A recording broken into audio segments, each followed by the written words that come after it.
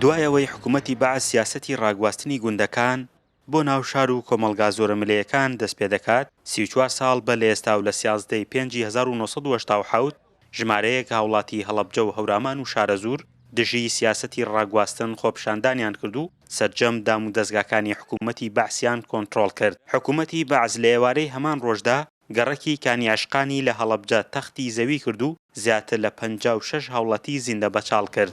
لە بزارەکەی هەڵەبجە کە بزارەکە جەڵەبجە دەستی پێکرد لە پردەکەی جەڵمای گیران و بردیان لە سێساغ کردیان بە جەرگڵۆ.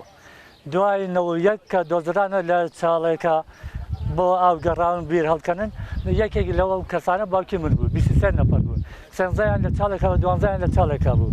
تێگەی ئەمە یەکێ سێم ناوە باوکی منە تاکە ئێستا بە هیچ شێوەیەک ئەرزەمان وەرنەگرتووە. ساڵانە وەزارەتی کاروباری شەیدان و ئەنفالکراوەکان ئەم ساڵیادە دەکاتەوە. لەم ساڵدا لە بەردەم دیواربەندی قوربانیەکان لە ناحی خوڕماڵ ساڵیادەکەی بەدانانی تاجەگوڵینە کردەوە. هاوکات بەشێک لە کەسوکاری قوربانیەکان نیگەرانی خۆیان دەربڕی کە قەرەبوو نەکراونەتەوە. سەی سادق و هەڵەبجە و هەورامان لە بەتایبەتی لە خوڕماڵ شەهید دەبن و کۆمەڵێک لەوانە بریندارە بن. بریندارەکان دواتر برێن زیندە بەچاڵەکرێن لە گۆڕستانی بامۆک و لە گۆڕستانی سەربازگی شانەدەری لە پرسەی سادق. دوا بڕیاریشەوە بێ حکومەتی عێراقی هەڵەسێ بە خاپوورکردنی گەڕەکی کانێشقان لە ناوشاری هەڵەبجە. ئەمڕۆ ئێمە وەکو بەرزڕاگررتنی ئەو یادە هەرچەند بەروارەکە کەوتە ڕۆژی جەژنەوە بەڵام ئێمە وەکو ڕێزێک لەو یادە هاتین ئەمڕۆ لە شارچی خوڕماڵ لەسەر دیواربەندی شەیدان تاجەگوڵی نەماندانا. ئێمە ناوی زەیویە فەرمانە کە لە بەردەستمانە ئاڕاستی شارەوانیەکانمان کردووە.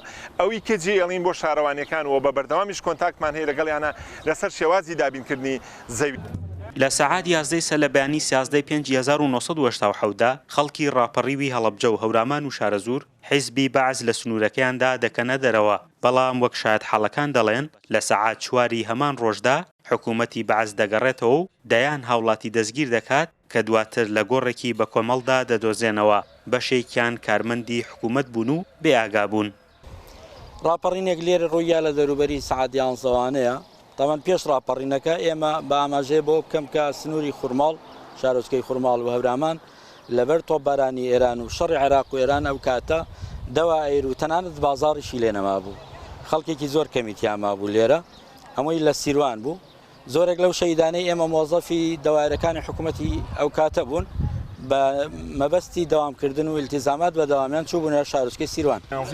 وە خەڵکی هەڵەبجە دەڵێن شارەکەیان لە هەموو تاوانەکانی حیزبی بەعز پشکی گەورەی لە قوربانی بەرکەوتووە. لە ساڵی 1974دا ناپاڵم باران کراوە و لە ساڵی 1970دا ڕاگواستن و سەرکوت کراوە. لە ساڵی 1970دا کیمیاباران کراوە. ئەگەرچی ئەم هەموو کەیسانەی هەیە بەڵام بە وتەی هاوڵاتیان هێشتا قەرەبوویان لە حکوومەتی عێراقی وەرنەگرتووە.